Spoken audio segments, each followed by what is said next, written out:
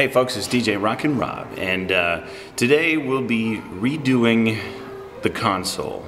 I mean, I was having some overheating issues with my computer, so I took it to the shop, and it turns out through all the moving from gig to gig, from the house to the truck, from the truck to the gig, and then all that back, all that moving around had shifted the heat sink on top of my CPU. Well, we got that all sorted out, and he also suggested that given the nature of the computer case, that I should drill some holes. So I did. Take a look. This is my computer, and then these are the holes that I drilled. There you go. Now, I don't want stuff going in those holes, so I put some mesh. It's actually just screen material. I super glued the ever-loving heck out of it, so hopefully it won't come off. That way nothing gets into my computer, shorts it out, and I have a blast. But all of this has led me to rewiring my box. And I told you in another video that over the years I developed a system for getting in quick and getting out quick. Well, a lot of it has to do with the console itself. Wiring it properly, good wire management. You know, there's several good tips coming in just a couple minutes. Now, this might not be a consecutive video. It might take a little while, but at least you'll get some good information out of it. So, hopefully, since the heating issue is done, we won't need this.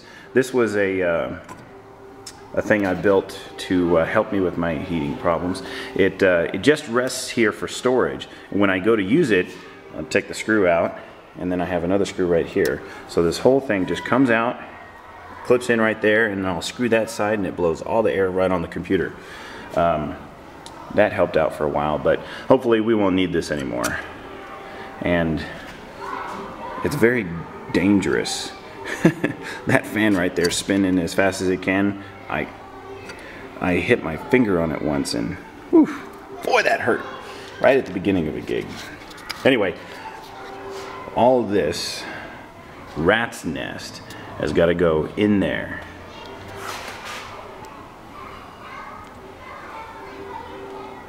So let's see what kind of damage we can do. Done. That's how I like to see the videos, talk about it, and then bam, it's done. All right, now it looks like there's a whole lot going on here, but there's really not, okay? This is the power cable. We just take that off to the side. This is the power cable for my monitor, and here's the signal for the monitor. Then all I have to do is plug in my keyboard and my mouse. Now, an interesting thing about my mouse is I was playing a gig and the mouse broke. I mean, the left click, the primary click button, just, I don't know what happened, it just stopped working. And I have an above average knowledge of computers, so I was able to. All right, so the mouse just broke, and I was able somehow to get into the mouse properties through the control panel and switch it to a lefty, and then my right click became the primary, and that's how it stayed for a while, and I kind of got used to it that way.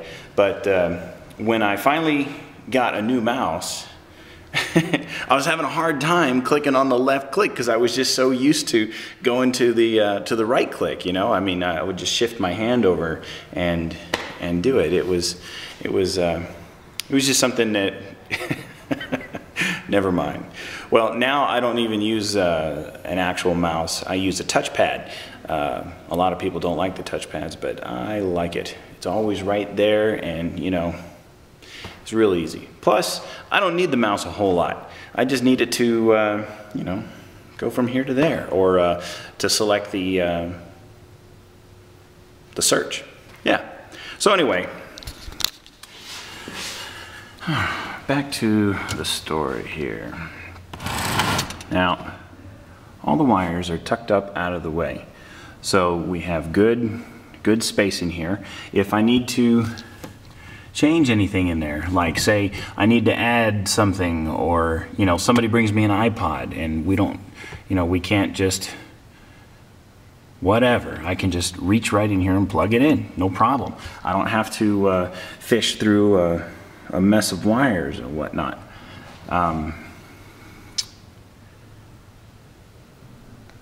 Let's see, what else? Power. Power's always been an issue. I never have enough power. I've tried to get it down to where I'm not using so much, but we have the Furman wannabe here. Now I do have an extra one there. I was finally able to downsize it to have one free, because it's always good to have one free. But that up there is a four strip, and then this one here is only for auxiliary uses. It comes in real handy. All right. So with all the wires put up out of the way and zip tied nice and neat, and they all run to the edge or under, we have good airflow, and airflow is key for extending the life of your equipment. Now, zip ties. If you don't have to cut the ends off, don't do it. I mean, how many times you've been cut by a jagged zip tie? I learned that trick from a trucker. My neighbor used to be, or my neighbor is a trucker when I used to live next to him, and he was zip tying some stuff up, and I was like, hey, clip the tips off. And he jumped all over me. And he said, how many times have you cut yourself on a jagged one? And it made sense. It was just, it's always been natural to just clip the tip. But now, you know, this little zip tie, I could just run across it all day long and no problems. So, airflow, easeability to get up in there and make any changes you need to, but with these, with everything still connected, you just pull it out, plug it in, and you're done. One of my highlights, one of my quick setups. I got called for a last-minute emergency gig.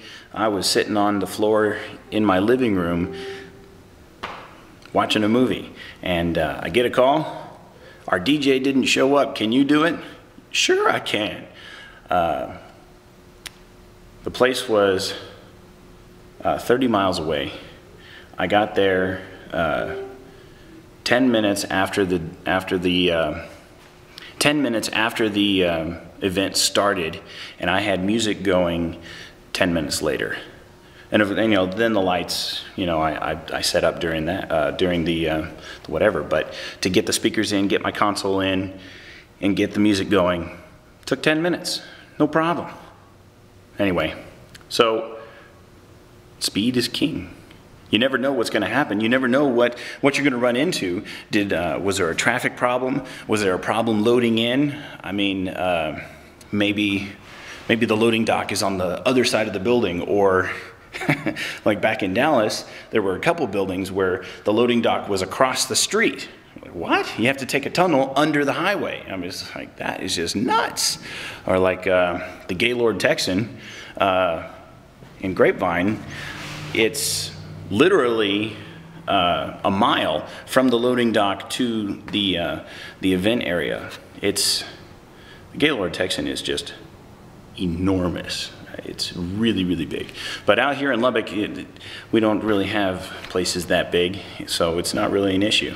The issue I find most common here are stairs, because all my stuff comes in on a rolling dolly. And then if there's stairs and there's no wheelchair ramp, then forget about it. I have to unload it, load it back up, and wheel it off, you know. Anyway, that's all for now. Take it easy, be safe, and have fun.